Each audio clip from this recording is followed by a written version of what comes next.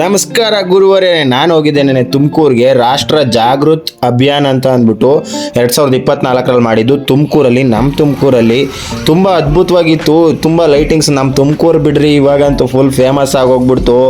ಅದು smart city ಆದಮೇಲಂತೂ ನಮ್ಮ ತುಮಕೂರಿಗಂತೂ ಕಾಳೆನೇ change ಆಗೋಗ್ಬಿಡ್ತು. ಒಂಥರ ತಿಂಗಳಿಗೊಂದು ಹಬ್ಬದ ಥರನೇ ಜಾತ್ರೆಗಳ ಮೇಲೆ ಜಾತ್ರೆ ಮೇಲೆ ಜಾತ್ರೆ, ಜಾತ್ರೆ ಮೇಲೆ ಜಾತ್ರೆ, ಜಾತ್ರೆ ಮೇಲೆ ಜಾತ್ರೆ ಮಾಡ್ತಾವ್ರೆ. ಈ ತಿಂಗಳಲ್ಲಿ ಇನ್ನೂ ಒಂದು ಅದೇನೋ ಸಮಥಿಂಗ್ ಜಾತ್ರೆ ಮಾಡ್ತಾರಂತೆ. ನನಗೂ ಇನ್ನೂ ಗೊತ್ತಿಲ್ಲ. ಅದು ಗೊತ್ತಾಗ್ತಿದ್ದಂಗೆ ವೀಡಿಯೋ ಮಾಡಿ ಹೇಳ್ತೀನಿ. ನಾನು ನಿನ್ನೆ ಹೋಗಿದ್ದು ವೀಡಿಯೋ ನಾನೆಲ್ಲ ಮಾಡ್ಕೊಂಬಂದಿದ್ದೆ. ಇವತ್ತು ಅಪ್ಲೋಡ್ ಮಾಡ್ತಾಯಿದ್ದೀನಿ. ಇವತ್ತು ಕೂಡ ಇದೆ ವೀಡಿಯೋಲಿ, ನೋಡಿ ಹೋಗಿ ಬೇಕಾದರೆ.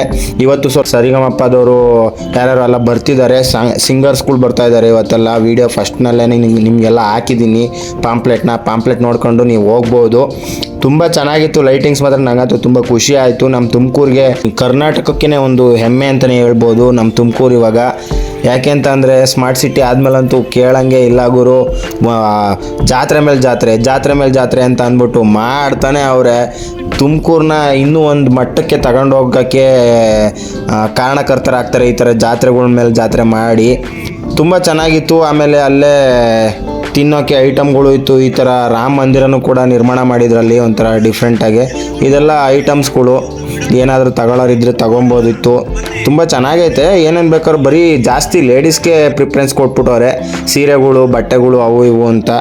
ನಾವು ತಿನ್ನಂಥದ್ದೇನು ಅಷ್ಟೊಂದು ಇರಲಿಲ್ಲ. ನಾವು ತಿಂದಿದ್ದೆ ಇನ್ನೇನು ಮೂರೇನೋ ತಿಂದು ಐಟಮ್ಸ್ಗಳು. ತುಂಬ ಚೆನ್ನಾಗಿತ್ತು. ವೀಡಿಯೋದಲ್ಲಿ ಮಾತ್ರ ನಾನು ನೋಡ್ತಾ ಇದ್ದೆ, ಫುಲ್ಲೆಲ್ಲ ಆ ಕಡೆ ಈ ಕಡೆ ಎಲ್ಲ ನೋಡ್ತಾ ಇದ್ದೆ ಯಾವ ಚೆನ್ನಾಗೈತೆ ಅಂತ. ನಮ್ಮ ಕಡೆಯವರು ಇದ್ದರು ಅದರೊಳಗೆ, ನಮ್ಮ ಜೊತೆಲಿ ಬಂದವರು. ಅಮ್ಮನೂ ಇದ್ದರು, ಅಮ್ಮ ಎಲ್ಲ ಇದ್ದರು. ಅಲ್ಲಿ ಶಾಪಿಂಗ್ ಮಾಡ್ತಾಯಿದ್ರು ನಮ್ಮ ಅಮ್ಮರೂ ಕೂಡ. ಏನೇನು ತಗೊಂಡ್ರೋ ಗೊತ್ತಿಲ್ಲ, ಬಟ್ ಆದರೆ ಕಾಸ್ಟ್ಲಿ ಮಾತ್ರ ಇತ್ತು. ಸ್ವಲ್ಪ ಸಿಕ್ಕಾಪಟ್ಟೆ ಕಾಸ್ಟ್ಲಿ ಇತ್ತು. ಇದು ಬಂದ್ಬಿಟ್ಟು ನಮ್ಮ ಹೈಸ್ಕೂಲ್ ಫೀಲ್ಡಲ್ಲೇ ಮಾಡಿದ್ದು, ತುಮಕೂರು ಹೈಸ್ಕೂಲ್ ಫೀಲ್ಡಲ್ಲಿ. ಹಂಪಿಯ ದೇವಾಲಯದ ಥರ ಮೇನ್ ಎಂಟ್ರೆನ್ಸ್ ಮಾಡಿದರು. ಆ ಕಡೆ 20 ಅಂಗಡಿ, ಈ ಕಡೆ 20 ಅಂಗಡಿ, ಒಟ್ಟು ಟೋಟಲ್ ಒಂದು 50 ಅಂಗಡಿ ಇರ್ಬೋದು ಅಂತ ನನ್ನ ಅಂದಾಜು. ಯಾಕೆಂದರೆ ಯಾವುದು ಲೆಕ್ಕ ಹಾಕಕ್ಕೆ ಹೋಗಲಿಲ್ಲ ನಾನು. ತುಂಬ ಚೆನ್ನಾಗಿದ್ವು ಅಂಗಡಿಗಳಲ್ಲಿ, ಒಳ್ಳೊಳ್ಳೆ ಐಟಮ್ಸ್ಗಳಿದ್ವು ಕೂಡ. ನಾನು ಅಷ್ಟೊಂದು ಅದಕ್ಕೆ ಪ್ರಿಫರ್ ಮಾಡಲಿಲ್ಲ, ಯಾಕೆಂದರೆ ನಾನು ಅಂಥಲ್ಲೇನು ತಗೊಳ್ಳೋ ಅಂಥದ್ದೇನಿಲ್ಲ ನನಗೆ ಅಂತ. ನಮ್ಮ ಅಮ್ಮವ್ರು ಮಾತ್ರ ಒಂದೆರಡು ಐಟಮ್ ತೊಗೊಂಡ್ರು ಅಷ್ಟೇ. ತುಂಬ ಚೆನ್ನಾಗಿತ್ತು ಮಾತ್ರ. ಲೊಕೇಶನ್ನಲ್ಲಿ ಒಂದು ಒಳ್ಳೆ ಬೆಸ್ಟು ಅಂಗಡಿಗಳು ಮಾಡಿದರು. ಇಲ್ಲಿ ಯಾವುದೋ ಒಂದು ರಾಗಿ ಬೋಟಿ ಅಂತ ಅಂದ್ಬಿಟ್ಟು ರಾಗಿ ಬೋಟಿ ತಗೊಂಡ್ವು. ತುಂಬ ಚೆನ್ನಾಗಿತ್ತು ರಾಗಿ ಬೋಟಿ. ತಿಂದು ಟೇಸ್ಟ್ ಮಾಡಿ ತೊಗೊಂಡ್ರು ನಮ್ಮ ಮನೇಲಿ. 100 ರೂಪೀಸಿಗೆ 3 ಪ್ಯಾಕೆಟ್ ಏನೋ. ನಾವು ಮತ್ತೆ ತೊಗೊಂಡಿದ್ದು ಗಿಣ್ಣ ಅಂತ ಅಂದ್ಬಿಟ್ಟು ಹಸು ಕರು ಹಾಕಿದಾಗ ಬರುವ ಹಾಲಿನಿಂದ ಮಾಡೋ ಅಂಥ ಅದು ಸ್ವೀಟ್ ಅಂತಲೇ ಹೇಳ್ಬೋದು. ರೆಡಿನಾ? ನೋಡಿ ಇವಾಗ ಬರ್ತಾರೆ ನೋಡಿ.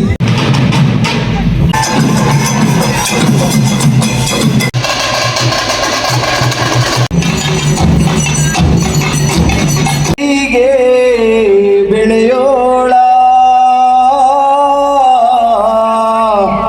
ಏಳು ಜೀರಿಗೆ ಬೆಳೆಯೋಳ ಭೂತಾಯಿ ಎದ್ದೊಂದು ಗಳಿಗೆ ನೆನೆದೇನಾ.